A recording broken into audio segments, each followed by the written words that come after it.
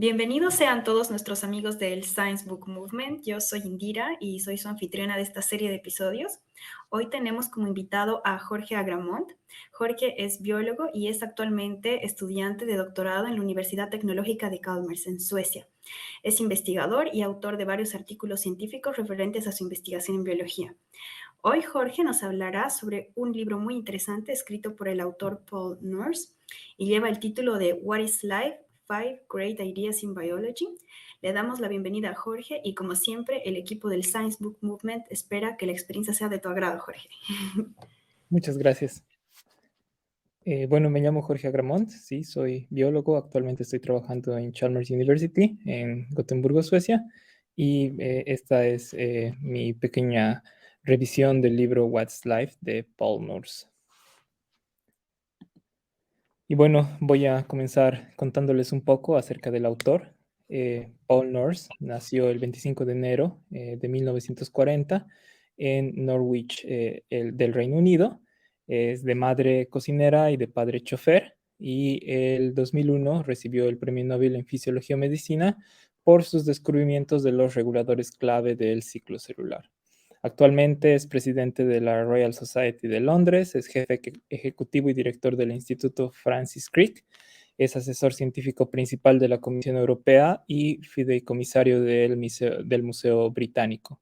Es miembro del Partido Obrero y también del Scientist for Labour de su país.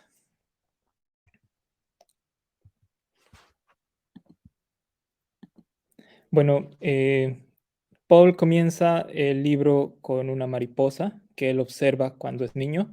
Es una mariposa amarilla y esta mariposa sale en la portada del libro, de hecho. Es como comienza el libro y como comienza también su interés en la biología.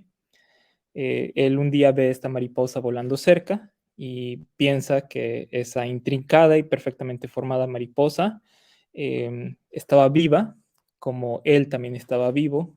Vio que podía moverse, podía sentir, podía responder y parecía llena de propósito. Entonces se pregunta por primera vez qué realmente significa estar vivo o qué es la vida. Y por responder esta pregunta, ahora que es un premio Nobel, biólogo, genetista, especialista en biología celular, y dice, voy a responder esta pregunta utilizando las 5 grandes ideas de la biología: la célula, el gen, la evolución por selección natural, la vida como química y la vida como información. Bueno, Paul dice que ha escrito estas 5 ideas en precisamente este orden. Es decir, él ha comenzado escribiendo sus ideas a partir de la célula y ha ido en el orden en el que aparecen en el libro. Cada uno de los capítulos está numerado del 1 al 5, tiene como título una de las grandes ideas y tiene un subtítulo que hace un poquito de spoiler o hace referencia a la cuestión que va a tratar en el capítulo. Bueno, entonces vamos a continuar con el porqué de la pregunta de qué es la vida. Lo que pasa es que cuando uno, por ejemplo, entra a estudiar biología a la universidad y se topa en su materia de introducción a la biología, biología general, biología 101, con un texto como podría ser el Biología de Solomon Martin y Martin Berg, que es el texto que yo he utilizado cuando estaba comenzando a estudiar biología, no la 11ª edición, pero sino la 9ª. En este caso tengo la 11ª edición, la he hojeado y la primera parte del libro, la introducción del libro, te debería hablar acerca del objeto de estudio de la biología. Entonces, el libro comienza diciendo que el objeto de estudio de la biología son los seres vivos y directamente pasa a distinguir los seres vivos de los otros, es decir, los no vivos, y para eso hace una lista de características que todos los seres vivos tienen en común. Es decir, que son organismos que están compuestos de células, se crecen, se desarrollan, regulan sus procesos metabólicos, responden a estímulos, se reproducen, sus poblaciones evolucionan y se adaptan al medio ambiente. Pero no nos da una definición de vida. Un libro de biología general no tiene una definición de lo que es la vida. Si le preguntamos a ChatGPT qué es la vida en biología, cómo se define. Entonces, él nos da una pequeña definición de la vida y vuelve a la clásica citación de las características de los organismos vivos, como estamos observando aquí. Dice, hola, en biología la vida se define como un conjunto de procesos y características que permiten a los organismos mantener su estructura y funcionamiento, así como adaptarse, evolucionar en respuesta a los cambios del ambiente. Y las características que lista son que tienen organización celular, es decir, están formados por célula, tienen metabolismo, crecen, se desarrollan, se reproducen, responden al ambiente y evolucionan. Y bueno, esas son como que la manera clásica de abordar el problema o la pregunta de qué es la vida, ¿no? Si nos vamos a otras fuentes, por ejemplo, en la página de astrobiología de la NASA, acerca de la definición de la vida, bueno, la división de astrobiología de la NASA tiene como objetivo tal vez encontrar en algún momento vida en el espacio, entonces tienen que tener una definición para decir si efectivamente han logrado su misión o no, y la definición que ellos utilizan es que la vida es un sistema químico autosustentable que es capaz de evolución darwiniana. Esa es la definición que encontramos en la NASA. Pero bueno, ¿cuál es la definición que Paul Nurse nos va a dar? Comenzaremos por su punto número 1, la célula o el átomo de la biología. Bueno, Paul Nurse dice que la célula es la unidad básica de la vida. La célula viene en una gran variedad de formas y tamaños. Existen organismos unicelulares, pluricelulares. Los pluricelulares tienen varios órganos, varios tejidos, entonces tienen varios tipos de células de diferentes formas, de diferentes tamaños. Los unicelulares también vienen en diferentes formas, en diferentes tamaños, diferentes funciones. Y bueno, entonces hay que ver qué es lo que todas estas tienen en común. Lo que tienen en común es que son las unidades estructurales y funcionales básicas de la vida. Las células son las entidades más pequeñas que poseen todas las características de la vida. A esto se le conoce como teoría celular, y la teoría celular dice que a la luz de nuestro conocimiento actual, todo lo que está vivo en el planeta es una célula o está conformado por una colección de células.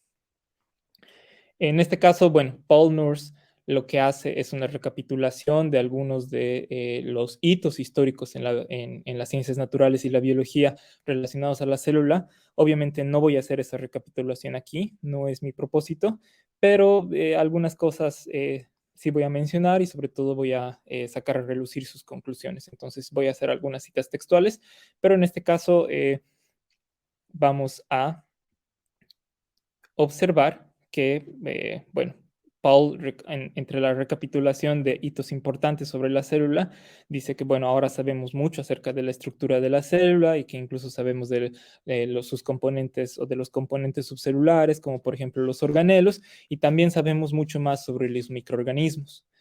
Sabemos, por ejemplo, que en un cuerpo humano, la mayoría de las células que habitan en ese cuerpo no son células humanas, sino son células microbianas, que son parte de la microbiota, están en la piel, están en el intestino, están en los pulmones, están en las mucosas del cuerpo, y que si tenemos unos 30 trillones de células humanas, tenemos unos 100 trillones de células microbianas, es decir, el 70% de la biomasa o más bien del número de células en el cuerpo son células microbianas. Y si nos fijamos en la información contenida en estas células, entonces la diferencia es incluso peor. Los genes humanos simplemente codifican unas 23.000 proteínas, mientras que los genes microbianos en nuestro cuerpo codifican unas 2 millones de proteínas. Entonces, este es uno de los hitos importantes de la biología celular, de la microscopía, de la microbiología, que nos ha llevado al punto de conocer estas cosas. Y bueno, una de las características fundamentales de las células es que las células se van a reproducir, las células se multiplican dividiéndose. Entonces tenemos una célula y de una célula se divide, obtenemos dos. Y una célula solo puede originarse de la división de una célula preexistente. La división celular es la base del crecimiento y desarrollo de los organismos vivos, y las células se dividen en dos y cada una de estas puede diferenciarse y obtener una identidad diferente, por ejemplo. Entonces, el proceso de división celular se conoce comúnmente como el ciclo celular. Es interesante, ¿por qué? Porque Paul Nurse justamente recibe su premio Nobel descubriendo los mecanismos de regulación del ciclo celular, ¿ya? Entonces, lo que Paul Nurse hace durante este libro es hacer unas breves introducciones biográficas de su trayectoria como científico y de su vida, que lo han llevado a ganar el premio Nobel, y al mismo tiempo nos va contando algunas características de estos puntos sobre estas 5 ideas grandes sobre la vida. Aquí obviamente no voy a repasar eso, esa es para mí la mejor parte del libro, y las personas que quieran saber acerca de este proceso de descubrimiento que él tiene sobre la regulación del ciclo celular, tienen que leer el libro, es realmente la mejor parte del libro, entonces se las voy a dejar ahí. Y bueno, algunas otras de las características que Paul cita acerca de las células que son importantes es que las células tienen una membrana celular. Esta membrana es crítica y define o diferencia lo que está dentro y lo que está fuera. Es también el punto de relación de la célula, de lo que está dentro, con su entorno, con lo que está fuera, con otras células o con el medio ambiente que la rodea. Y las células, bueno, tienen un montón de compartimentos. Cada uno de estos compartimentos tiene una función especializada. Estas células en general van a crecer, se van a reproducir, van a mantenerse a sí mismas, y Paul dice que muestran un sentido de propósito, un imperativo de persistir, mantenerse con vida y reproducirse pase lo que pase. Entonces, bueno, recapitulando, podemos decir que la célula es la entidad que crece, que se reproduce, posee una membrana que la aísla del medio exterior, y dentro también posee un sistema de compartimentalización de funciones. La segunda idea que Paul recorre es el gen, la prueba del tiempo. Entonces Paul dice que sabemos que existen similitudes entre progenitores y descendientes, los padres se parecen a los hijos, si tenemos, por ejemplo, una mosca que pone huevos, entonces lo que va a salir de los huevos de la mosca son otras mosquitas, no van a ser arañas, no van a ser humanos, entonces existe una continuidad, digamos, de la información, del tipo de células, del tipo de organismos en la reproducción. Esto implica que existe un sistema de herencia de la información. Entonces, bueno, una vez que se descubren los genes, se entiende que son fundamentales para justamente explicar la herencia. Y Paul dice, los genes son una fuente clave de información que la vida usa para construir, mantenerse y reproducir las células, y por extensión los organismos que están hechos de células. Y nuestro entendimiento de la herencia comienza con las leyes de Mendel. En Mendel no se sabe de los genes. Los genes son elementos. Estos elementos siguen unos patrones aritméticos cuando se cruzan, por ejemplo, arvejas amarillas con arvejas verdes, arvejas amarillas con otras arvejas amarillas. Hay un patrón en la descendencia que es constante, y ese patrón son las leyes de Mendel. Son 3. Y bueno, más adelante se va a descubrir que el material genético, el material que explica la herencia, es en realidad el DNA. Y el DNA está contenido en los cromosomas que están dentro del núcleo de las células, en el caso de las células eucariotas, y que estas células, bueno, al momento de dividirse, reparten la información genética por igual a las células descendientes, es decir, las progenitoras. La célula progenitora tiene que primero copiar su información, la duplica, y una vez que la duplica, la reparte por igual a sus células hijas durante el proceso de división celular. Un hito, tal vez uno de los hitos más importantes en el campo de la biología, es el descubrimiento de la doble hélice. La doble hélice es la estructura que tiene el DNA y que explica por qué es el material hereditario por excelencia, es decir, por qué es la doble hélice de DNA la que guarda la información genética. Y Paul nos explica que para que sea precisamente la entidad dentro de la célula que guarda y transmite la información hereditaria, tiene que cumplir con 2 características. Uno, el DNA tiene que codificar, el DNA, el ácido desoxirribonucleico, tiene que codificar la información que las células y los organismos vivos necesitan para crecer, mantenerse y reproducirse. Y 2, debe ser capaz de replicarse de manera precisa y confiable para que cada nueva célula y organismo herede un set de instrucciones genéticas. Hace rato habíamos dicho que las instrucciones genéticas en los cromosomas se van a repartir por igual a las células hijas y bueno, hay un proceso aquí de replicación de la información, es decir, esta información tiene que primero ser copiada, tenemos dos sets de la información y luego esos sets se van a repartir en cada una de las células hijas. ¿Cómo es que el DNA codifica la información? Bueno, esto de la codificación está explicado por su estructura. El DNA es un polímero, es decir, está formado por varios monómeros. En este caso, imagínense que el DNA y su doble hélice es una escalera en caracol, que cada peldaño de la escalera va a ser uno de estos puentes. Estos puentes son nucleótidos. Entonces tenemos cuatro nucleótidos. El DNA es un idioma de cuatro letras. A, T, G, C. Adenina, timina, guanina, citosina. Como aquí hay un espacio definido por el esqueleto de fosfatos y de desoxirribosa, que son estos cuadraditos verdes unidos por los fosfatos, entonces aquí solo hay dos posibles apareamientos en las bases.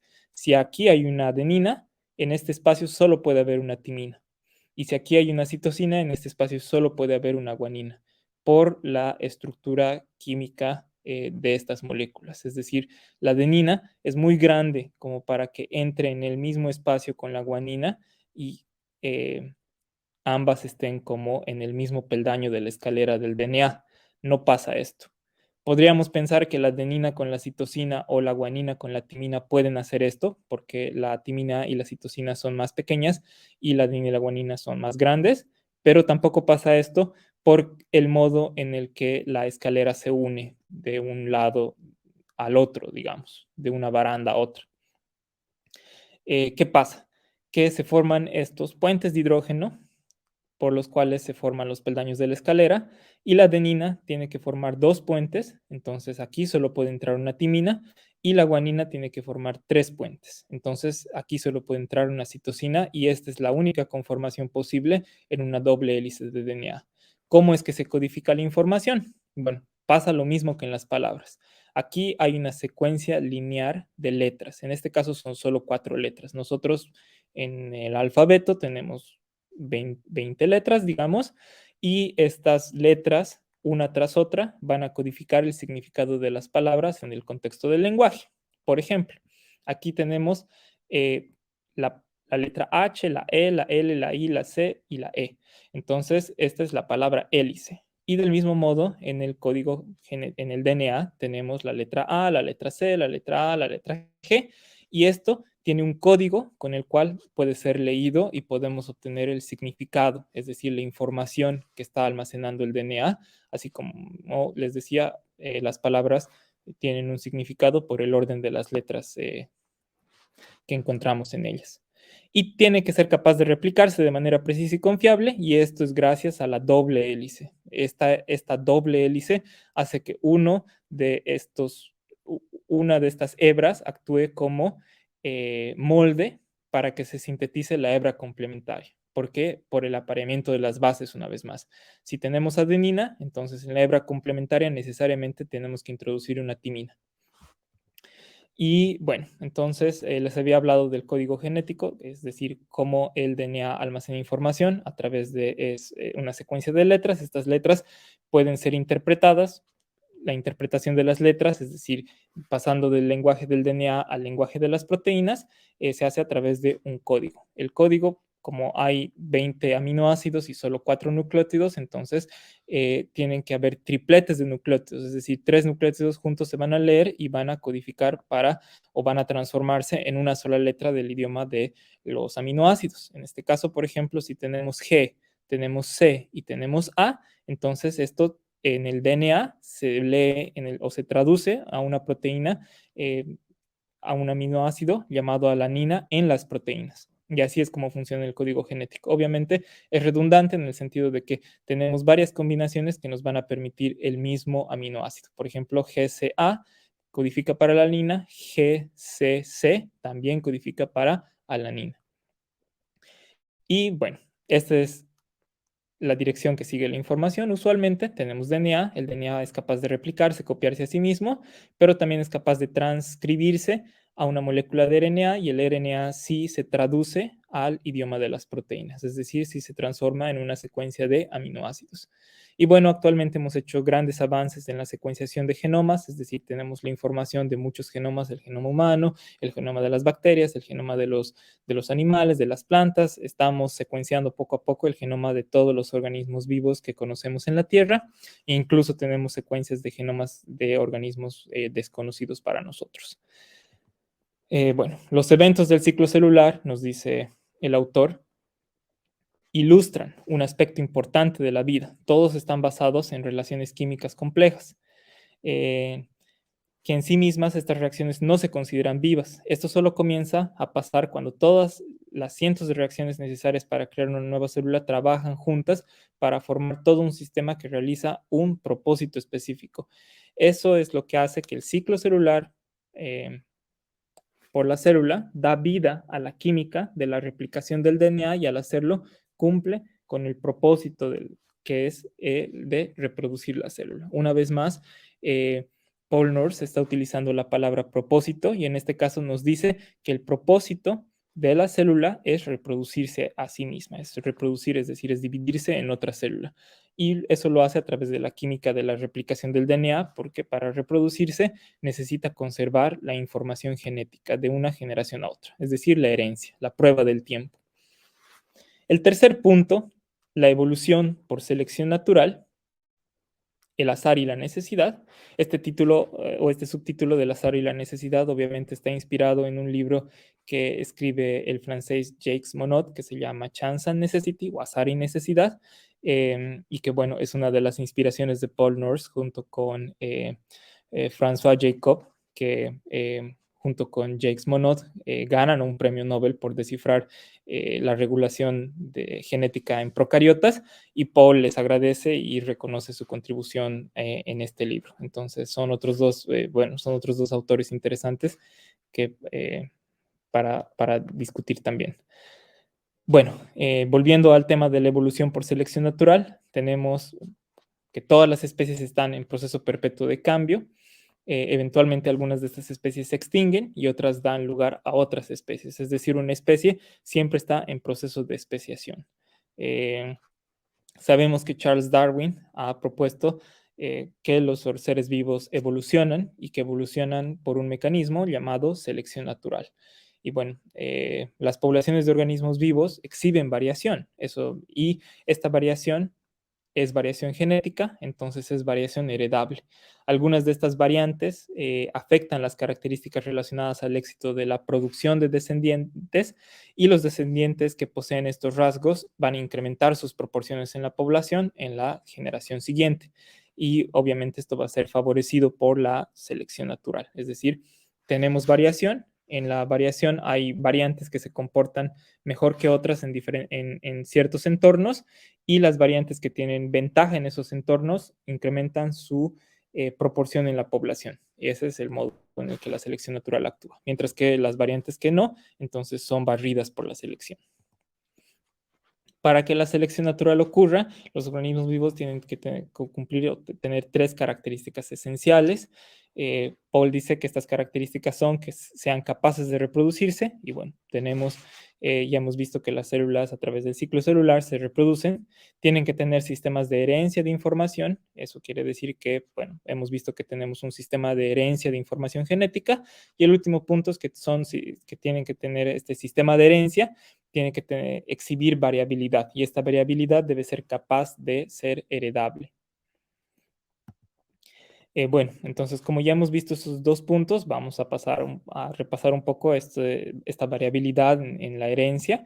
Y bueno, esto principalmente se da a través de las mutaciones, es decir, tenemos una secuencia de DNA y en la secuencia de DNA una letra cambia. El cambio de la letra antes codificaba para un aminoácido serina, ahora codifica para un aminoácido leucina, entonces ha cambiado la estructura de las proteínas, es decir, ha cambiado el significado o ha cambiado lo que el DNA codificaba.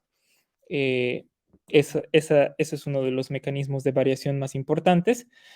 Bueno, pero en los organismos de reproducción sexual también se da el entrecruzamiento de cromosomas homólogos, es decir, un cromosoma bien, uno de estos cromosomas viene de la madre, otro del padre, porque tenemos juegos diploides en nuestras células, y estos cromosomas durante la meiosis se aparean entre ellos y eh, salen con formaciones diferentes a las que teníamos antes. Es por eso que los hijos no son todos iguales, porque cada uno de ellos va a tener una combinación propia y completamente diferente. Es un mecanismo de introducción de variación también.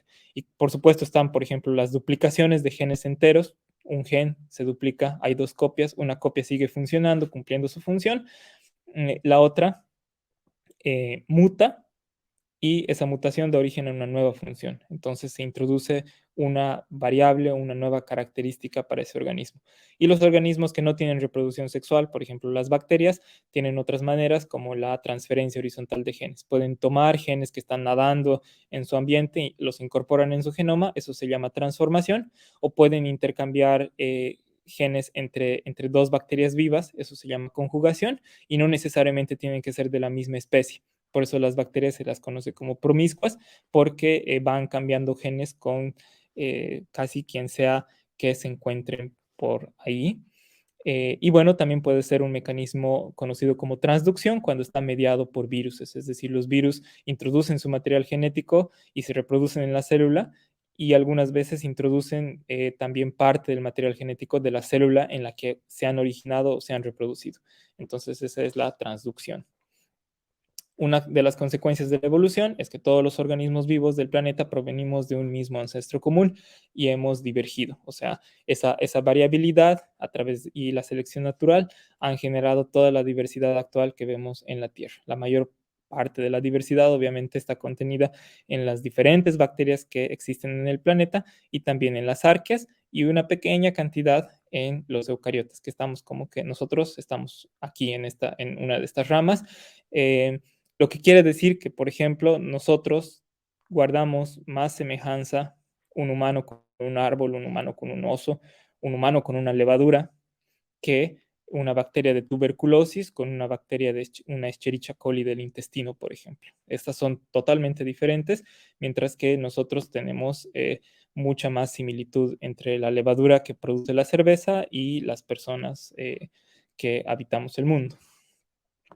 Entonces vamos a pasar a la siguiente parte, al siguiente punto, que es la vida como química, orden del caos. Bueno, podemos diferenciar entre dos tipos principales de cosas en el mundo, las cosas que están vivas y las cosas que no lo están. Los organismos vivos van a destacarse porque son entes de acción, se comportan como con un propósito y reaccionan a su entorno, y también se reproducen a ellos mismos. Una vez más, estamos viendo que Paul utiliza la palabra propósito y que dice que, bueno, el propósito al parecer es reproducirse a sí mismo, o sea, el propósito de la vida es la reproducción. Hace unos años se creía que estas diferencias radicaban en una fuerza misteriosa única a los seres vivos, es decir, que los vivos tenían un soplo divino o una característica particular que los diferenciaba de las entidades no vivas, de una mesa, de una silla, de una pizarra, y a esta idea se la conoce como vitalismo. En la actualidad, muchos de los aspectos de la vida pueden ser entendidos en términos de física y química, y eso ha hecho que el vitalismo las explicaciones vitalistas queden de lado. Y bueno, el entendimiento de la química de los organismos vivos comienza con Lavoisier antes de la Revolución Francesa. Descubre o describe el proceso de fermentación, donde en el vino el azúcar de la uva se transforma en alcohol, en etanol. Y llama a este proceso fermentación y dice que tiene que haber una cosa que realice el proceso, es decir, tiene que haber un fermentador. Y Pasteur, unos años después, descubre que ese fermentador es una levadura. Entonces, las reacciones químicas son expresiones de la vida de la célula, dice Pasteur, porque cuando no hay la levadura, no pasa la fermentación. Dentro de las células hay miles de reacciones que suceden simultáneamente. Todo este conjunto de reacciones se conoce como metabolismo. El metabolismo son las reacciones que la célula utiliza para mantenerse, para crecer, para organizarse, para reproducirse y obviamente para generar energía que utilice en todos estos procesos. Entonces, el metabolismo es la química de la vida y el metabolismo se basa en que las células poseen unas sustancias que se llaman enzimas. Las enzimas son proteínas, es decir, han sido codificadas por DNA, son proteínas que son polipéptidos como el DNA, pero no están conformados de nucleótidos, sino que están conformados de aminoácidos. Hace rato ya habíamos hablado un poco de los aminoácidos. Eh, y las enzimas, incluso cuando están fuera del organismo vivo del que han sido aisladas, digamos, funcionan. ¿Y cómo funcionan? Catalizando, es decir, facilitando una reacción química, pero al mismo tiempo es importante que no son consumidas en la reacción química o en el proceso químico que facilitan. Es decir, no intervienen en la reacción en ese sentido, no se transforman con la reacción, sino que simplemente hacen que la reacción pase. Pero ¿cómo es que hacen eso? Bueno, primero vamos a entender un poco más acerca de las proteínas. Las proteínas son polipéptidos, están formados, los péptidos en este caso son aminoácidos. Los aminoácidos, a diferencia de los nucleótidos, bueno, tenemos solo 4 nucleótidos, pero tenemos 20 aminoácidos y estos 20 aminoácidos tienen cadenas laterales. Es decir, tienen estos grupos químicos que se unen a esta parte que es el grupo amino y el grupo ácido, digamos, si los llamamos así.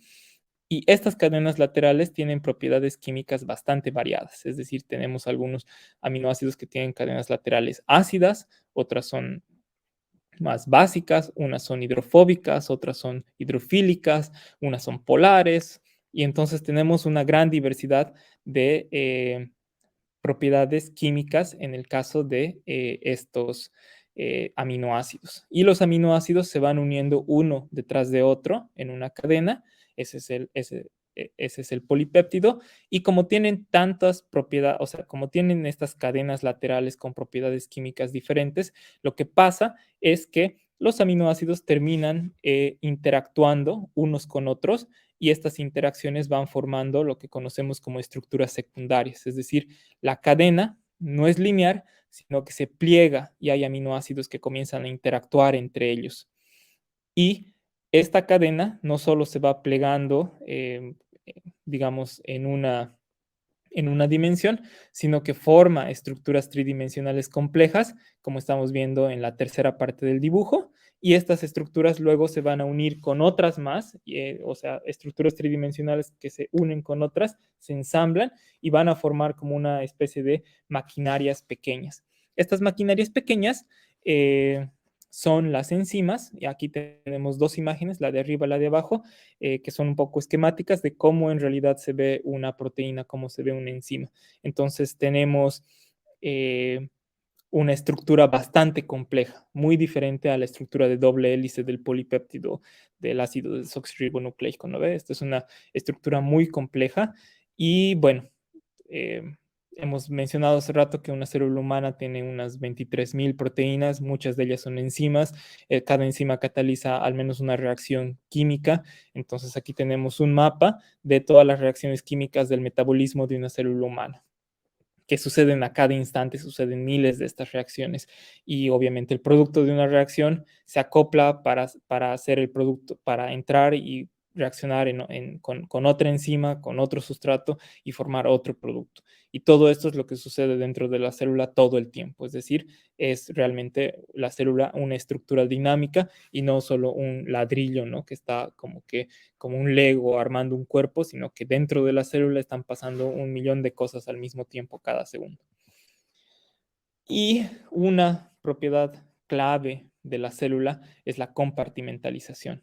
Es decir, existen compartimentos, estos compartimentos permiten que hayan funciones específicas y que esas funciones específicas trabajen juntas o que las reacciones dentro o sea, de los compartimentos tengan las condiciones necesarias para ocurrir, porque algunas reacciones necesitan ciertas condiciones y otras reacciones necesitan otras condiciones. Por ejemplo, algunas necesitan un pH más bajo, otras un pH más alto y la compartimentalización hace posible que esto suceda.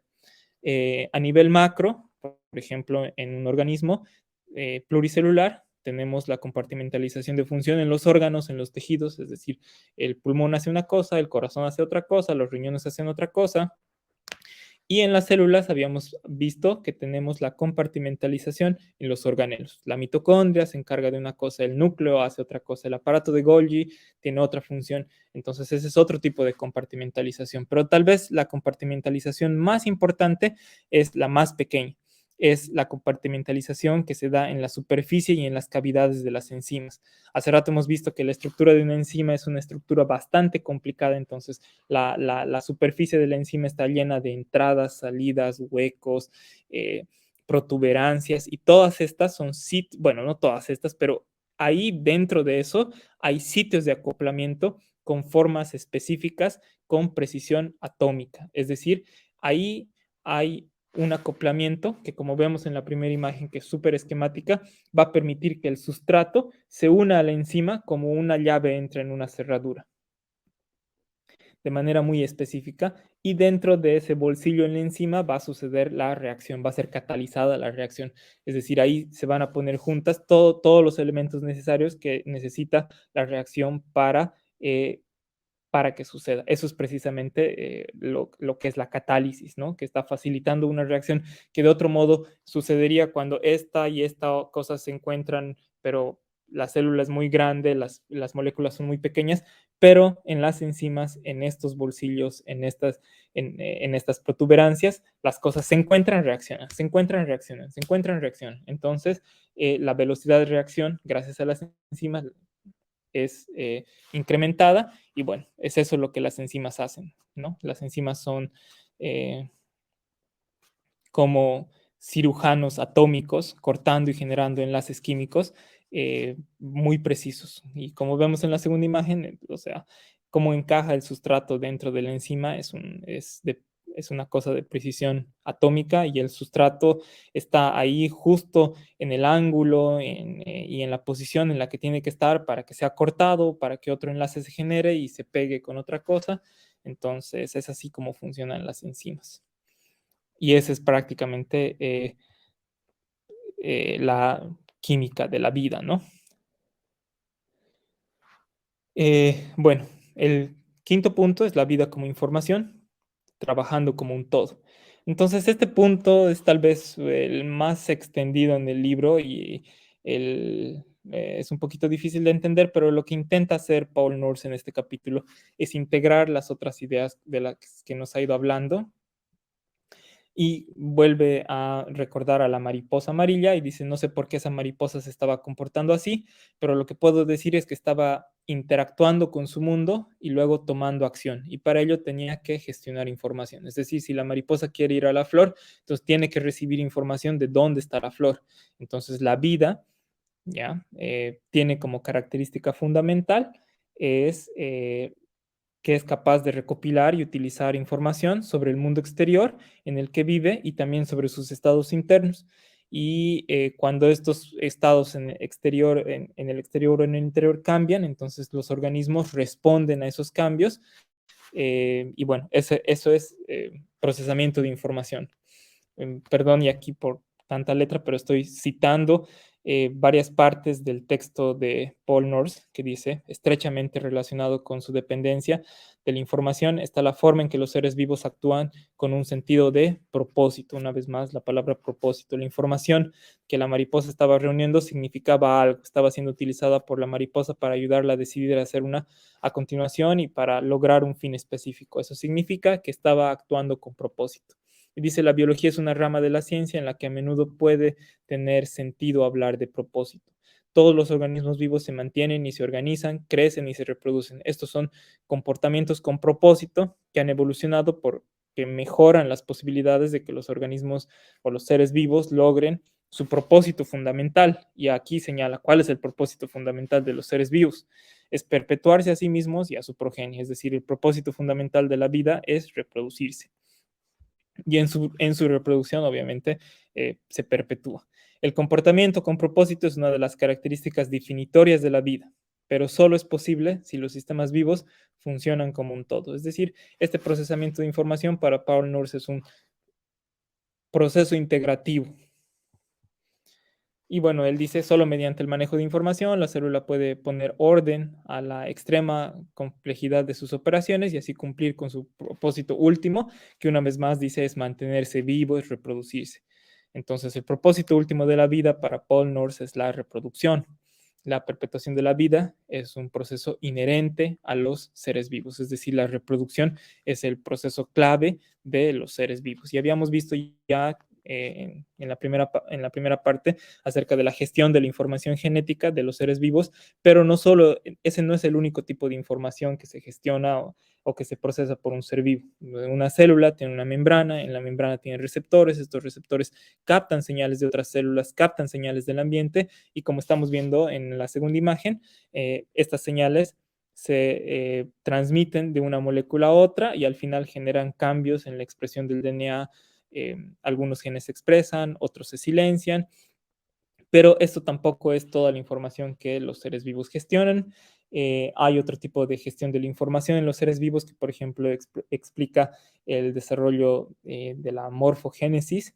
En este caso hay un paper interesante que lo escribe Alan Turing, el del código Enigma, y él explica con lo que las personas describen como ecuaciones matemáticas simples. No me pregunten porque no soy la persona adecuada para explicar esto, pero cómo pueden darse los procesos de desarrollo y diferenciación morfogénica en los seres vivos, y esto no necesariamente depende de la información genética, sino de unos sistemas de activación, desactivación, de cómo una molécula alcanza un punto, de cómo se difunde, no se difunde. Entonces es otro tipo de información, digámoslo así, que la célula gestiona para su desarrollo morfogénico. Ahí está el nombre del paper si quieren investigar más acerca de eso. Y bueno, sí, los ejemplos, algunos ejemplos que da es, por ejemplo, el funcionamiento del operón lactosa, es decir, que cómo se regula la información o cómo se gestiona la información en estos feedback loops. Por ejemplo, este es un feedback loop negativo porque tenemos un operón, que es una unidad en la que se controla la expresión de los genes en las bacterias, y este operón codifica los genes que sirven para degradar y utilizar la lactosa como fuente de carbono, como fuente de energía. Entonces, cuando no hay lactosa, el operón está reprimido y ahí hay un represor que está sobre el operador y no permite que el gen se exprese. Pero cuando hay lactosa, entonces la lactosa se une al represor, el represor se libera el gen, entonces la polimerasa puede sintetizar ese gen y producir las enzimas necesarias para la degradación de la lactosa. Y esto es un feedback loop negativo, es un ejemplo. Entonces, bueno, la célula tiene la capacidad de integrar muchos de estos mecanismos y en la integración de estos mecanismos que es una especie de gestión de la información, entonces lo que hace es precisamente operar de manera funcional. Entonces, creo que la mayor parte del progreso se logrará considerando la célula como compuesta por una serie de módulos individuales que trabajan juntos para lograr las propiedades más complejas de la vida, nos dice Paul. Uso la palabra módulo aquí para describir un conjunto de componentes que funcionan como una unidad para ejecutar una función particular de procesamiento de información. Es decir, esencialmente, una entidad viva necesita tener módulos. Los módulos necesitan trabajar juntos.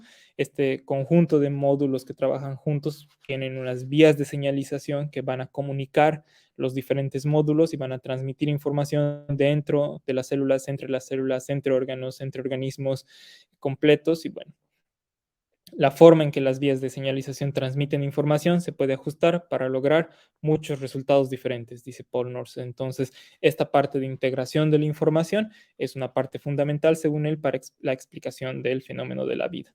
Bueno, hemos terminado con las 5 ideas de Paul Nurse acerca de la vida. Entonces, ¿qué es la vida?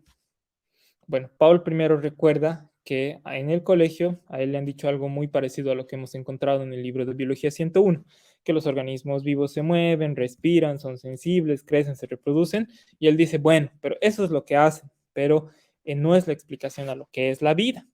Entonces, lo que yo voy a hacer, dice el autor, voy a proponer unos principios esenciales.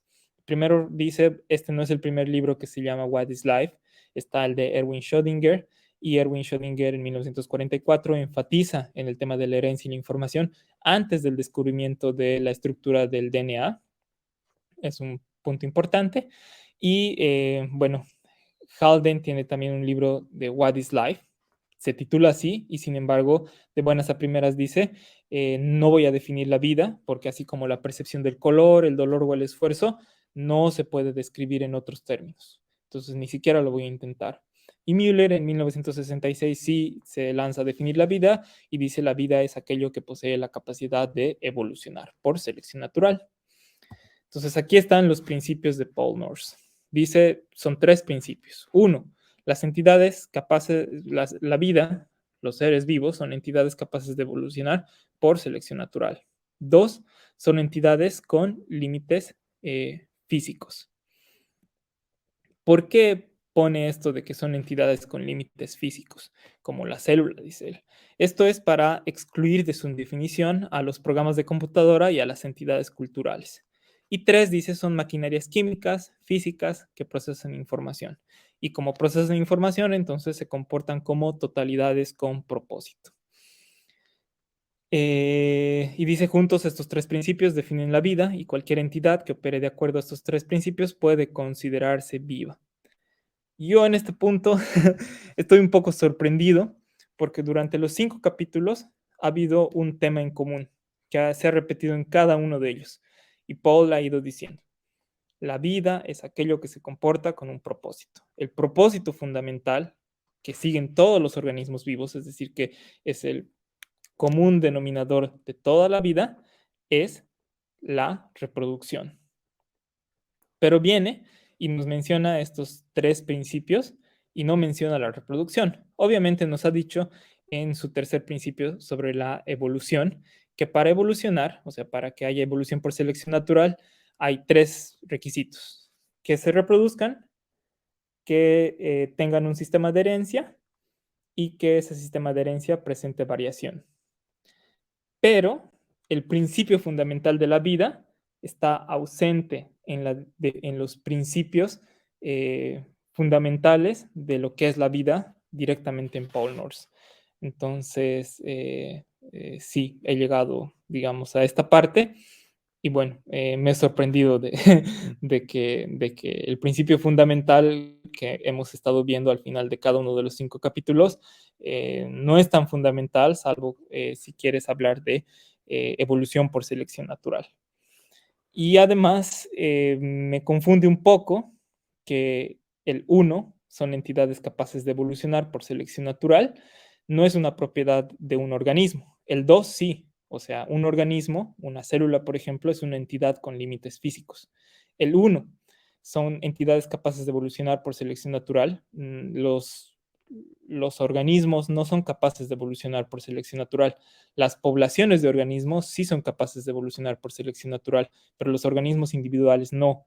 Entonces, entre sus principios mezcla este que es un principio para la población y este otro que es un principio para los organismos individuales. El tercero también es un principio para los organismos individuales. Eh, entonces, en el último capítulo, Paul Nord se enreda un poco con esto de la definición de la vida para que vean que no es una cuestión fácil y que es un tema medio peludo en la biología. Y bueno, o sea, pondremos a prueba la definición de Paul Nord en algunos temas controvertidos en la biología. Él mismo lo hace en su libro. Él se pregunta, ¿qué hay de los virus? ¿Son vivos o no están vivos? Entonces, bueno, dice, los virus son entidades químicas con genoma, este puede ser de DNA, de RNA, y tienen los genes necesarios para hacer su cubierta proteica que encapsula cada uno de los virus. Por si acaso hay partículas de DNA y RNA que son infecciosas también, pero que no tienen cubierta. Y bueno, pero esta cápsula, esta cubierta será el límite físico del virus, así como la membrana para las células. Los virus pueden evolucionar por selección natural, claro, sí, y los virus no pueden, estrictamente hablando, reproducirse. No tienen metabolismo propio y son completamente dependientes de la célula a la que vayan a infectar. Entonces, algunos biólogos concluyen que su estricta dependencia de otras entidades vivas significa que los virus no están realmente vivos, pero es importante recordar que casi todas las demás formas de vida, incluidos nosotros mismos, también dependemos de otros seres vivos, nos recuerda Paul, ¿ya? Entonces aquí, bueno, una objeción a la vida de los virus es justamente la capacidad de reproducción que él no pone entre sus principios fundamentales. Los virus pueden evolucionar por selección natural, sí, pero no se reproducen por ellos mismos, sino que dependen de la maquinaria de las células que infectan para hacerse. Pero ellos dicen, bueno, ¿qué realmente es autónomo e independiente? Y nos recuerda que, bueno, existe, o sea, nosotros que somos, por ejemplo, de estrategia heterótrofa, es decir, no generamos nuestro alimento a través de la luz solar, no almacenamos energía lumínica en enlaces químicos que luego utilizamos como fuente de energía, sino que la consumimos de afuera, entonces nosotros tampoco somos totalmente independientes, ¿no? Nosotros dependemos de otros organismos que produzcan esa energía que nuestro metabolismo no puede y nosotros esa energía producida la utilizamos, la consumimos de manera indirecta. Y también los humanos, por ejemplo, de entre los 20 aminoácidos que conforman las proteínas, 8 no podemos sintetizarlas con nuestro propio metabolismo y tenemos que incorporarlas en la dieta o tenemos que incorporarlas de la producción de microorganismos en nuestra microbiota, por ejemplo, pero nuestras células por sí solas no pueden producirlas, entonces no estaríamos vivos según esa definición de no podemos reproducirnos de manera autónoma. Entonces él dice, bueno, existe un espectro graduado de organismos vivos que van desde el virus que son totalmente dependientes hasta las cianobacterias, que, o sea, hacen fotosíntesis, fijan nitrógeno, las arqueas, las plantas, que son mucho más autosuficientes. Por ejemplo, bueno, las plantas, a diferencia de las cianobacterias, sí hacen fotosíntesis, pero no fijan nitrógeno. Las cianobacterias sí fijan nitrógeno, las plantas no fijan nitrógeno. Las plantas son dependientes de las bacterias en el suelo que fijan nitrógeno, que luego las plantas pueden utilizar. Entonces, si nos ponemos estrictos con eso de la dependencia, tampoco las plantas están vivas, ¿no? Y bueno, él dice, yo diría que estas diferentes formas, todas están vivas. Eso se debe a que todas son entidades físicas autodirigidas. Me imagino que con eso quiere decir que, o sea, son capaces de almacenar, procesar información y esta información les va a decir cómo tienen que comportarse, es decir, cómo tienen que reproducirse y pueden evolucionar por selección natural. Aunque también dice, dependen en diversos grados de otros organismos vivos. Y bueno, dice bueno, una vez que considera esto de las relaciones de dependencia, entonces una cosa que me ha gustado mucho de esta parte es que Paul Nors hace consecuencia de estas relaciones de interdependencia que tienen los organismos vivos y dice, bueno, la vida en la Tierra pertenece a un solo ecosistema ampliamente interconectado que incorpora a los organismos, todos los organismos vivos. Esta conexión fundamental proviene no solo de su profunda interdependencia, sino también del hecho de que toda la vida está relacionada genéticamente a través de sus raíces evolutivas compartidas. Entonces, bueno, aquí la vida ya no es una característica de un organismo o de otro organismo en particular, sino que la vida es una característica de un ecosistema en el que los organismos vivos son nodos que están interconectados y solo en tanto un organismo sea partícipe de esa interconexión en la web de relaciones, entonces está vivo, ¿no? Entonces lo que realmente está vivo es el ecosistema, es decir, la red y las conexiones que la red tiene entre ellas, que me parece una propuesta interesante, diferente a sus tres principios en este caso, porque estamos hablando de otra escala. Y me gustaría terminar esta parte de la revisión con una cita más de Paul, que dice, aunque la vida en su conjunto ha demostrado ser tenaz, duradera y altamente adaptable, las formas de vida individuales tienden a tener una vida útil limitada y una capacidad restringida para adaptarse cuando cambia su entorno. Ahí es donde entra el juego de la selección natural, acabando con el viejo orden, y si existen variantes más adecuadas en una población, entonces da paso a un nuevo orden. Parece que solo a través de la muerte puede haber vida. Entonces, en esta última frase, Paul igual está introduciendo otra manera, otra perspectiva de entender la vida, que es a través de una relación dialéctica con la muerte, ¿no? Y bueno, con eso termino mi presentación, o sea, mi revisión acerca del libro de Paul, y no sé si tienen preguntas o comentarios acerca de esta presentación. Gracias.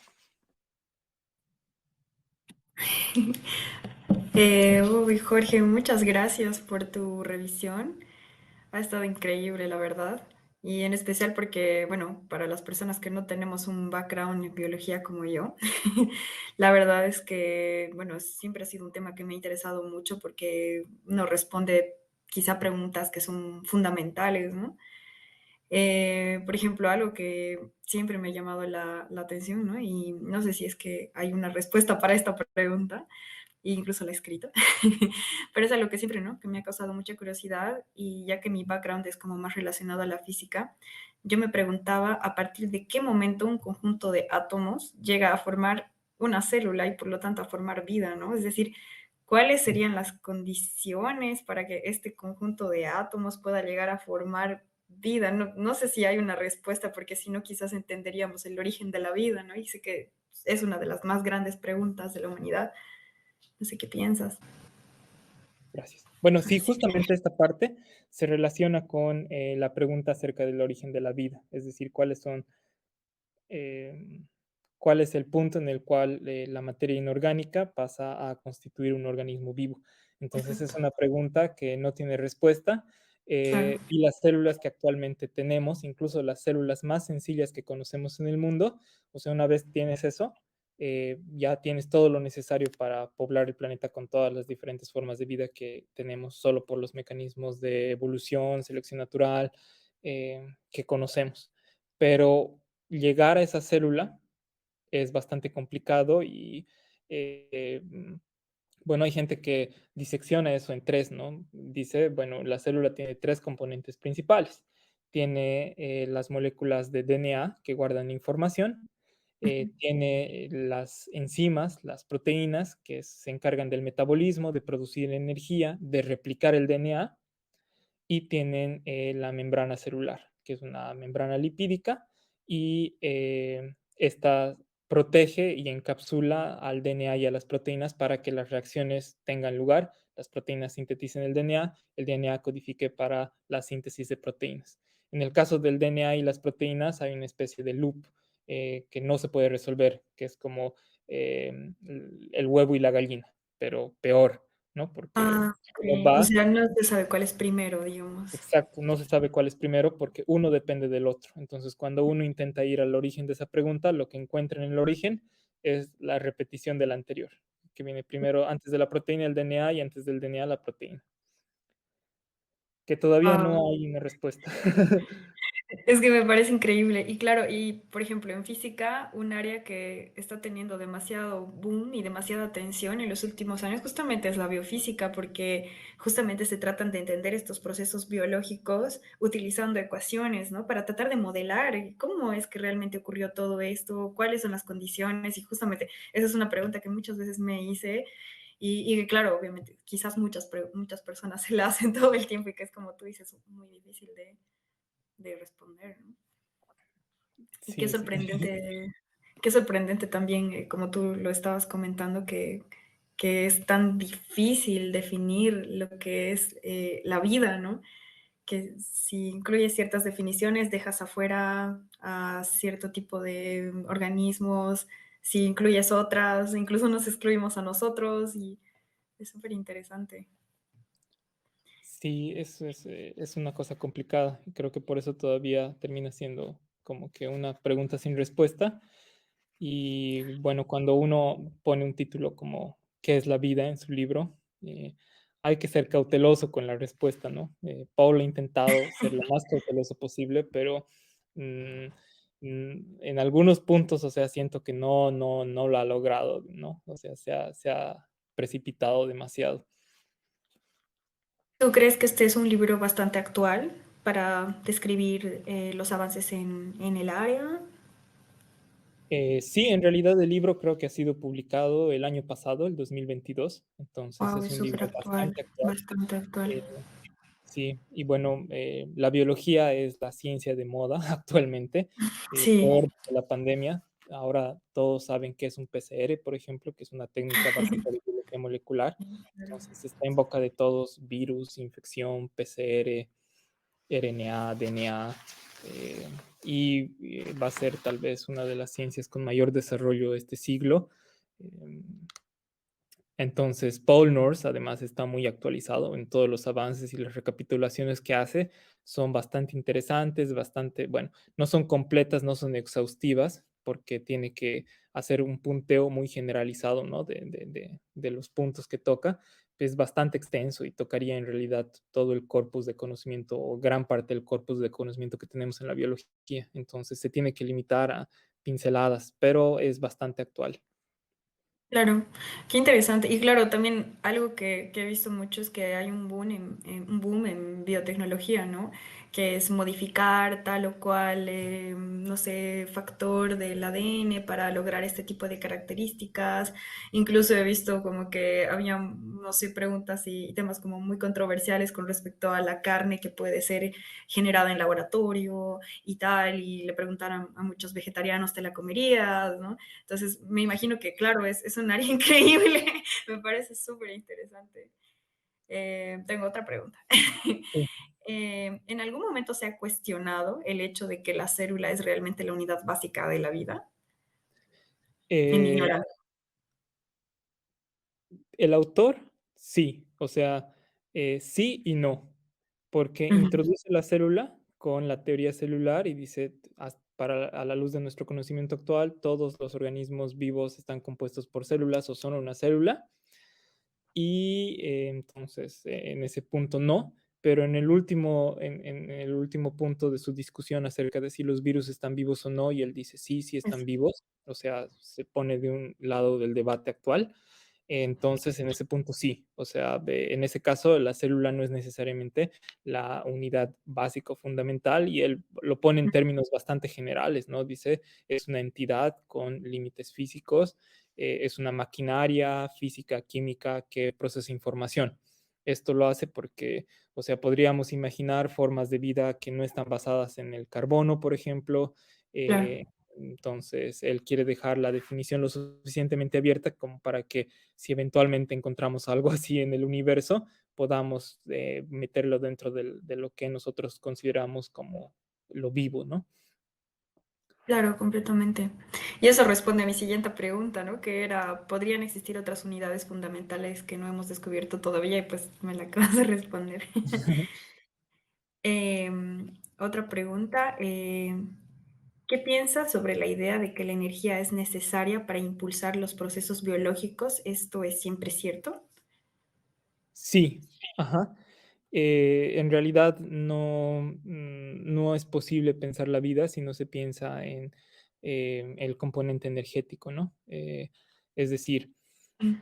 Eh, de manera general, algunas veces se cree que la vida va de algún modo en contra de la segunda ley de la termodinámica, porque son sistemas con un alto grado de orden. Pero en Oh, realidad wow. lo que hace la vida es acoplar reacciones exotérmicas con reacciones endotérmicas. Es decir, las reacciones exotérmicas liberan energía, esa energía se almacena en enlaces químicos y luego en unas moléculas que se llaman ATPs, y en los enlaces de esas moléculas está almacenada la energía hasta el momento en el que se necesita para otra reacción. En el que se rompe el enlace, se libera la energía y la energía es utilizada para la otra reacción. Entonces, lo que los organismos vivos hacen es mantener la entropía dentro de la célula baja, pero compensando eso, incrementando la entropía alrededor de la célula. Y por eso entra una molécula compleja como el azúcar y sale CO2, digamos, ¿no? Como un ejemplo. Wow. Qué interesante. No tenía idea, la verdad. Y te digo, ahí con todo mi background de física. Qué interesante. ¿Qué opinas sobre la afirmación de que el ADN es la única forma en que se transmite la información genética? ¿Podría haber otras formas de transmisión genética que no conocemos todavía, quizás?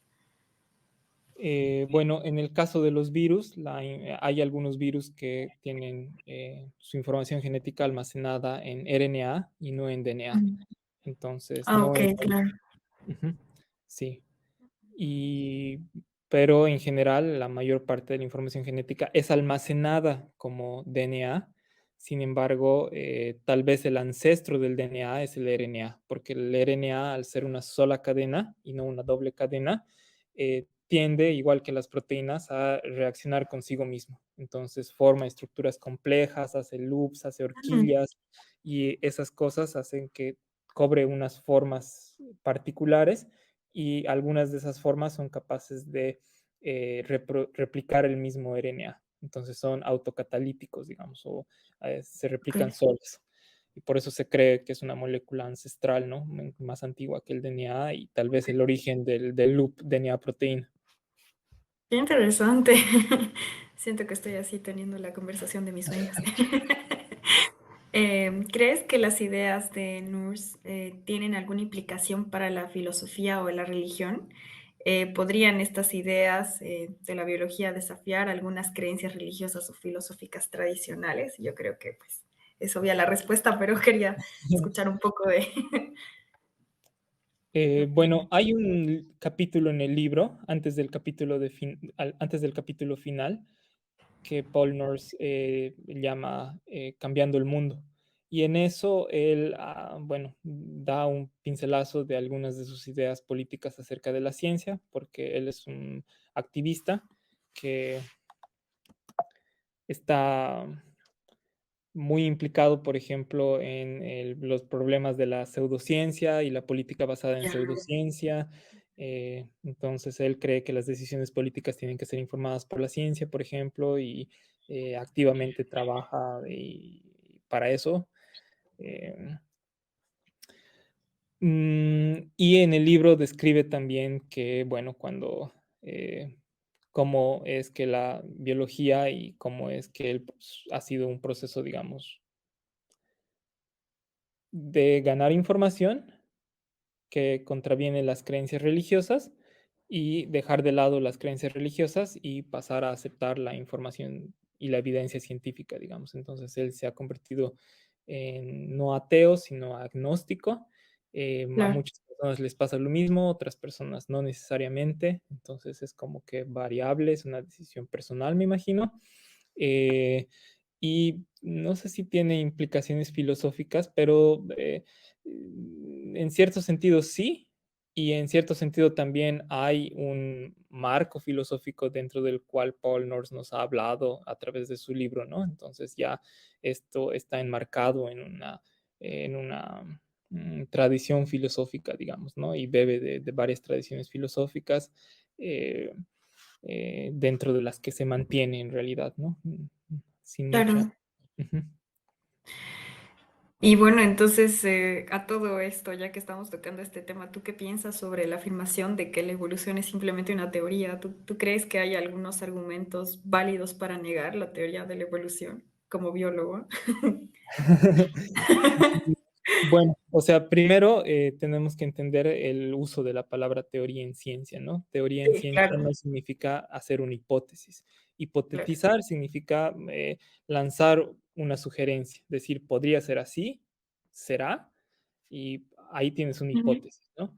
Pero una teoría en ciencia es un conjunto de ideas que están respaldadas por un corpus de información y de evidencia. Y, claro. por ejemplo, la teoría celular, ¿no? Entonces, la teoría celular, y Paul nos dice, a la luz de nuestro conocimiento actual, es decir, a la luz de la evidencia, a la luz de todo lo que sabemos actualmente en biología, todas las entidades vivas son eh, células o están compuestas por células.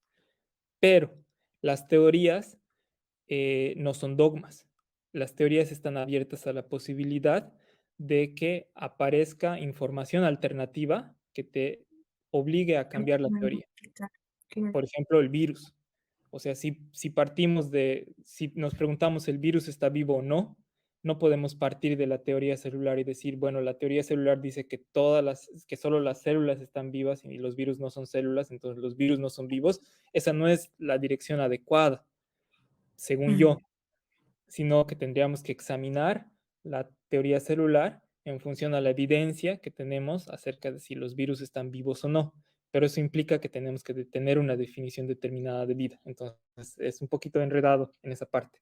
Ahora, sobre la evolución por selección natural, la teoría de la evolución como teoría, entonces tiene un corpus de evidencia científica que la respalda y la evidencia científica nueva, actual que estamos obteniendo, sigue dentro de ese corpus, sigue respaldando y reforzando ese corpus Yo trabajo en cierto sentido en evolución, porque trabajo con el desarrollo de resistencia a antibióticos en bacterias. Entonces, las bacterias tienen tiempos de vida muy cortos y en este tiempo, desde que se han introducido los antibióticos como tratamiento de las enfermedades, hemos podido ver en laboratorio, en campo, en tiempo real, un proceso de evolución de las bacterias, de cómo han pasado de ser susceptibles a los antibióticos a ser resistentes a los antibióticos.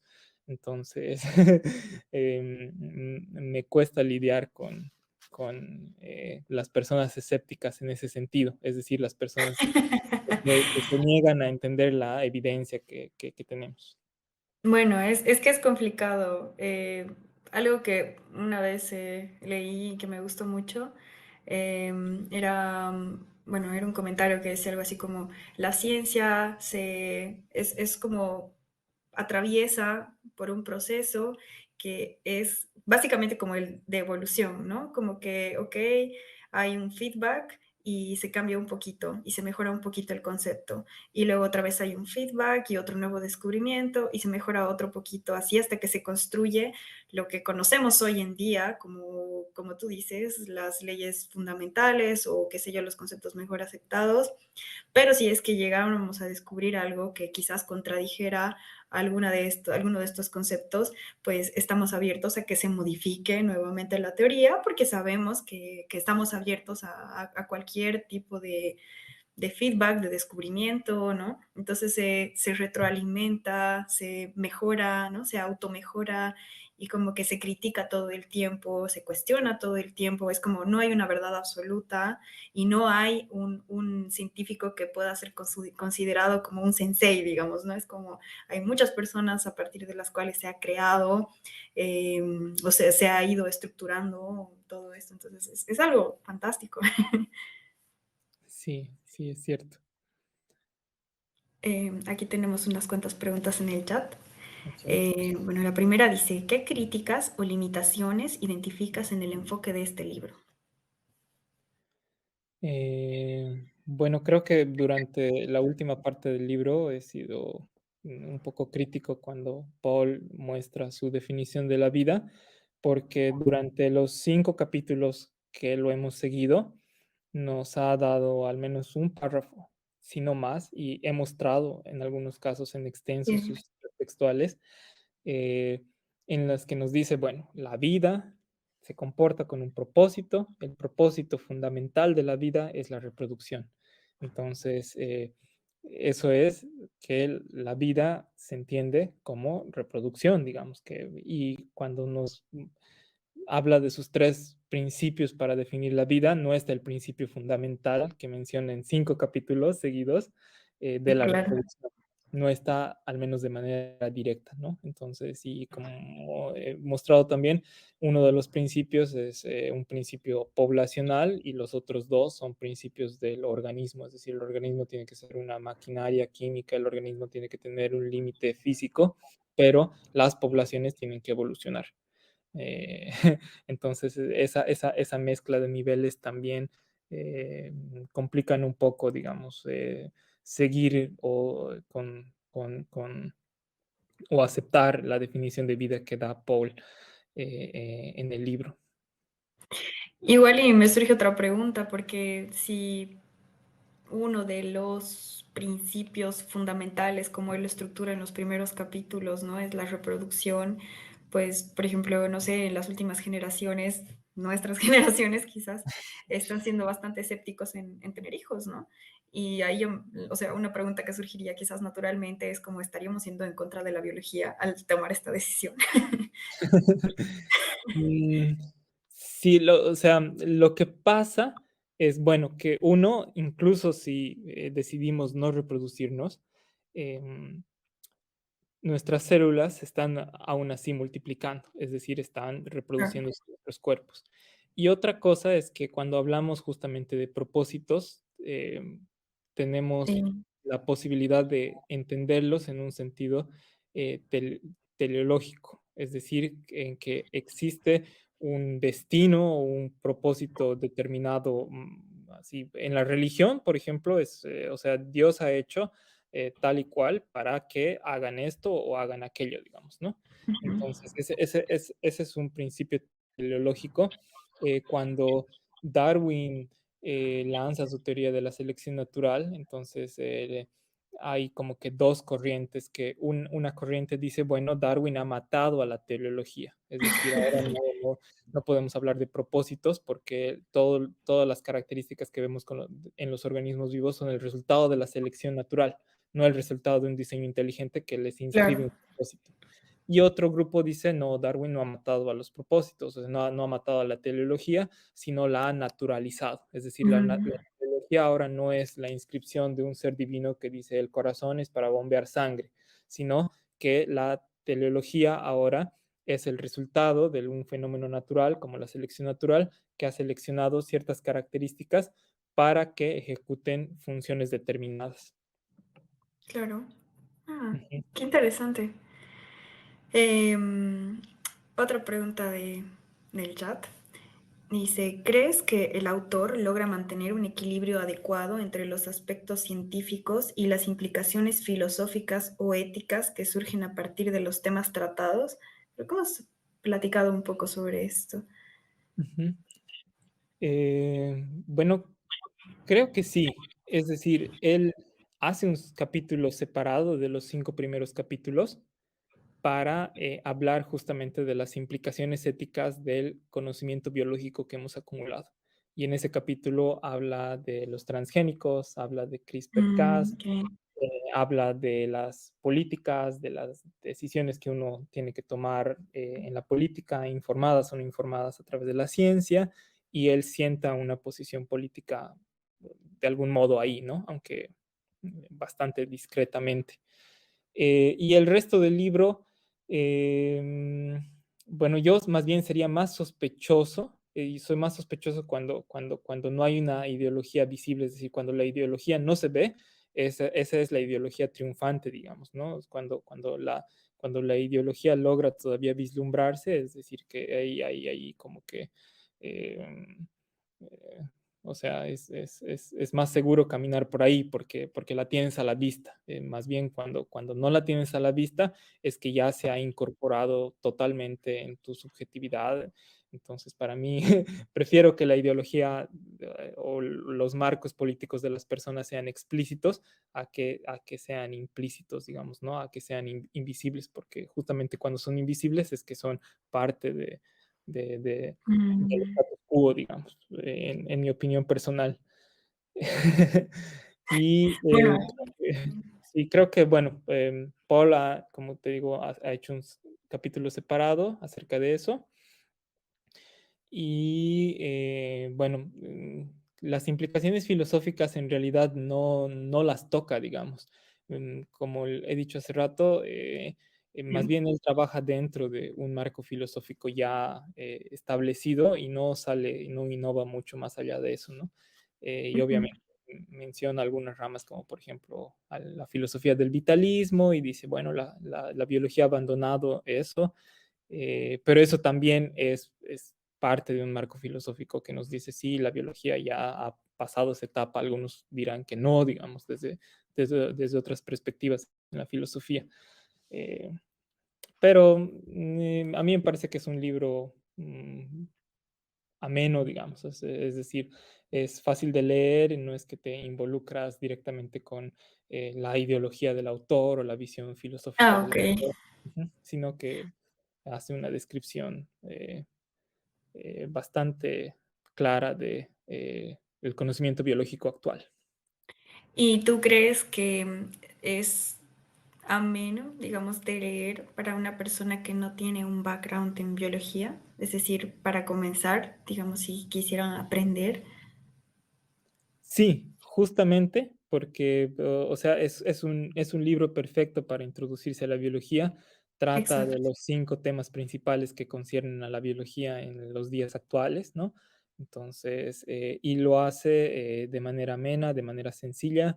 Hay algunas partes en las que se enreda, pero es porque intenta mantener tal vez las cosas sencillas, más que complicarlas, ¿no? Pero es un libro bastante ameno, es un libro de divulgación científica, no es un ensayo, no es un Ok. ensayo.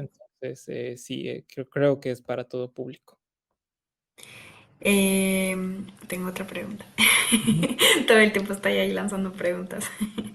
Em, ¿Crees que la ciencia, bueno, esta también creo que esta pregunta es como que un poco conflictiva para algunos físicos como yo. Y bueno, es como, ¿tú crees que la ciencia siempre debe ser práctica y tener aplicaciones aplicadas, ¿no? Aplicaciones prácticas.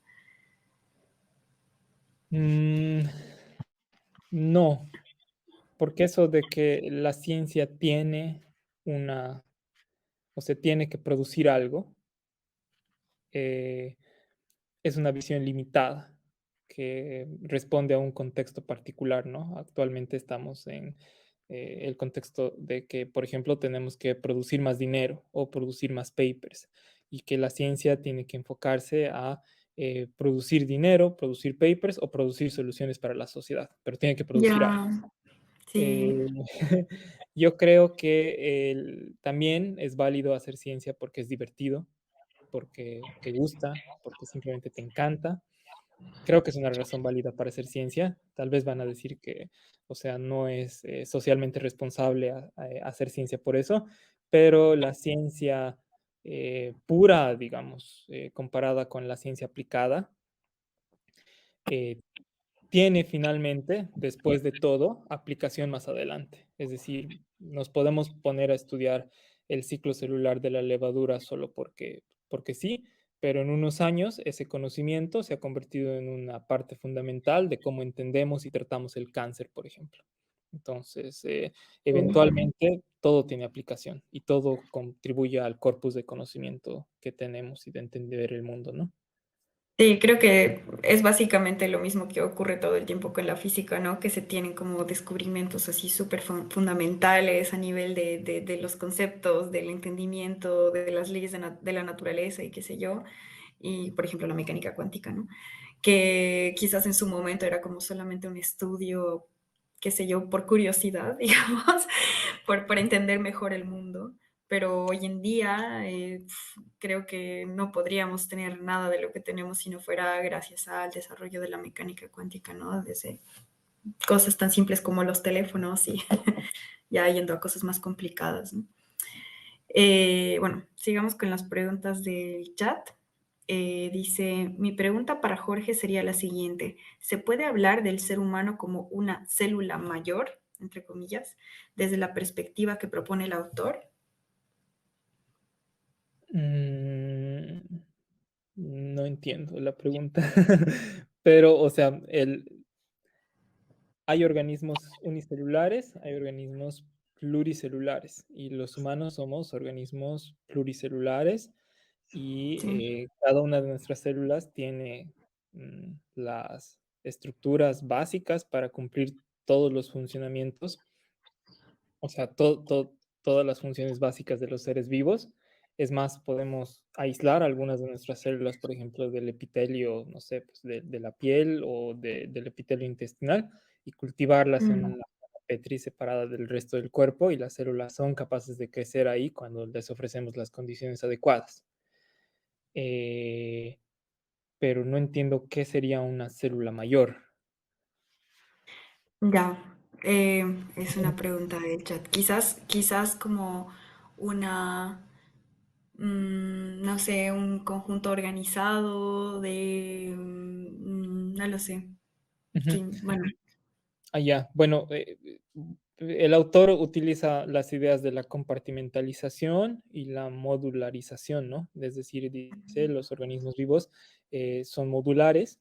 La célula es un ejemplo de esa modularización, pero el organismo pluricelular también, porque tiene diferentes módulos y estos módulos son los sistemas, los órganos, los tejidos, que van a cumplir funciones diferentes. Y eso está, digamos, como que compartimentalizado para justamente para que cumplan estas funciones de manera integrada, ¿no? Entonces, sí, o sea, tenemos módulos, esos módulos están integrados y gracias a la integración de esos módulos funcionamos como funcionamos. ah, mira, que aquí nos aclara, dice, Me refería a reflexionar sobre el propósito de vida, quizá Ah, un ya. aspecto un poco más filosófico. Em, Justamente, o sea, hablar del propósito de la vida de una persona, por ejemplo, en términos simplemente biológicos, es teleología pura y dura, o sea, es religión. Eh, lo que Paul intenta, o sea, describir cuando él habla del propósito de la vida es que cuál es la consecuencia estructural de las funciones básicas de la célula. Es decir, si la célula tiene metabolismo, si replica el DNA, si se multiplica, la consecuencia última es que se reproduce y por tanto se perpetúa esa célula, ¿no? En sus descendientes.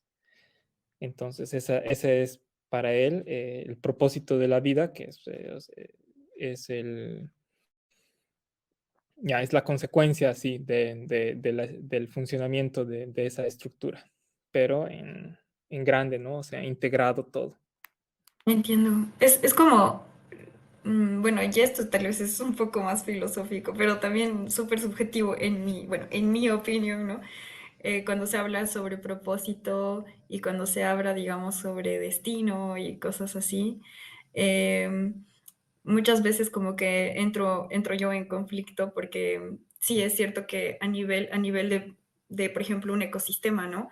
En mi ignorancia otra vez, ¿no? No soy una experta para nada en el tema, todo lo que sé es muy, muy, muy empírico, en biología al menos, pero es como que cada ser, ¿no? Cada especie tiene un papel que desempeña en este sistema en particular y sin esta particular especie el sistema colapsaría porque tienen un estado de simbiosis en la que se necesitan unas a otras, tanto las especies, animales, plantas y microorganismos y qué sé yo, ¿no?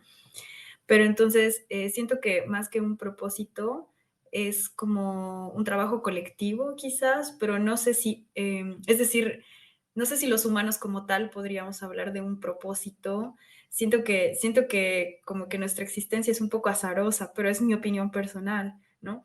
Ujú, Como que siento que no tenemos en sí un propósito personal, a no ser que sea algo subjetivo que nosotros nos ponemos, quizás sí como especie, quizás sí como, como parte de un ecosistema más grande, ¿no? Que es la Tierra y que somos parte de este todo, pero no sé si algo tan subjetivo, tan personal, digamos, ¿no?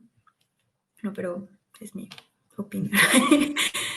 Y mira que me has hecho recuerdo, bueno, durante la presentación había mencionado a dos personas que Paul en su libro reconoce una deuda, digamos, por haberlos influenciado, y son los padres de la biología molecular, Jacques Monod y Ah, François Jacob. ok. Y Jacques Monod escribe este libro, El azar y la necesidad, y en El azar y la necesidad justamente discute un poco acerca del propósito de la vida, ¿no? Jacques Monod es un francés que está escribiendo en el tiempo en el que Camus también vivía en Francia, Albert Camus. Entonces, él comulga mucho con la filosofía existencialista de Albert Camus y Mm. lo refleja en su libro. No sé si a alguien le interesa ese tema, entonces podría leer El chance y la necesidad de Jacques Monod, en el que se discute en extenso este tema desde una perspectiva existencialista, ¿no? Ujú. Ya, digamos que es como, eh, siento que los científicos como que muchas veces ¿cómo se diría?, desacoplamos. Bueno, en mi caso, yo te digo, ya quizás estoy generalizando mucho diciendo los científicos, pero muchas veces me pasa que, digamos, veo las cosas de una forma tan pragmática que como que no sé, me olvido un poco del sentido filosófico de la pregunta, digamos, es como, bueno, esto es para esto, y se mide así. Pero es muy bueno el dato que estás diciendo de este libro, gracias. Y bueno, pues aquí justamente Miguel nos dice, existe un libro de Sean Carroll que habla sobre la relación entre Monod y Camus. Ah, ya. No, no conozco el libro, pero ubico a Sean Carroll, me A Sean encanta. Carroll, sí, ¿quién no lo ubica? Sí, sí, sí. Y bueno, Miguel tiene otra pregunta Ujú. y nos dice, Jorge, sabemos que la evolución por selección natural está en estatus teórico, hasta ahora corroborado experimentalmente por toda evidencia experimental. ¿Tú conoces algún intento de generalizar la teoría darwinista? ¿Es coherente pensar en generalizaciones de la teoría de la evolución darwinista? Mm, bueno, lo que pasa es que la teoría de evolución de Darwin no solo aplica a los seres vivos. Justamente por eso es que el autor de este libro tiene que incorporar entre sus tres principios el segundo principio, ¿no? Que dice, estas son unidades físicamente limitadas. Porque, y de ese modo dice, bueno, en esto me estoy inspirando en la célula y así evito que mi definición de la vida incluya a los programas de computadora y a las entidades culturales. Porque lo que pasa es que las entidades culturales y los programas de computadora también evolucionan por selección natural. Es decir, la selección natural no es un principio que solo aplica a los seres vivos, sino a toda, a toda entidad que se reproduce, tiene o guarda información y esa información puede ser variable, según nos ha dicho Paul Nors, pero esto en un universo que tiene un espacio de posibilidades o de recursos finitos, ¿no? Entonces, justamente porque hay un espacio finito, no todas las posibilidades pueden coexistir y algunas de estas tienen que, o sea, pueden seguir coexistiendo en el espacio finito, mientras que otras tienen que ser descartadas.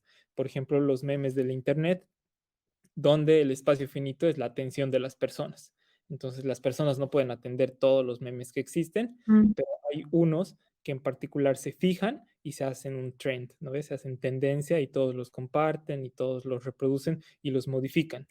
Entonces hay estos trends en los que, por ejemplo, puedes, no sé, hacer un video eh, con un estilo cinematográfico particular y las personas van a comenzar a repetirlo. Es decir, están replicando la idea que tú has puesto en el Internet y esa idea está evolucionando por selección natural. Y obviamente hay, o sea, tendencias que son populares y se replican más y otras que no alcanzan ese nivel de popularidad, no alcanzan eh, la- a poblar la atención de la gente, entonces estas mueren en el proceso.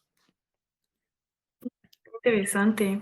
Es decir, es un concepto muchísimo más general, digamos. Ahí está, tu respuesta a tu pregunta, Miguel.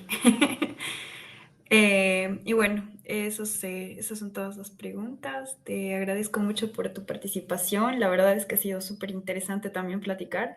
Creo que a mí particularmente me has saldado muchas dudas. Y bueno, nada, quizás nos vemos en una nueva edición ahí del Science Book Movement. Muchísimas gracias. Muchas gracias a ustedes por invitarme.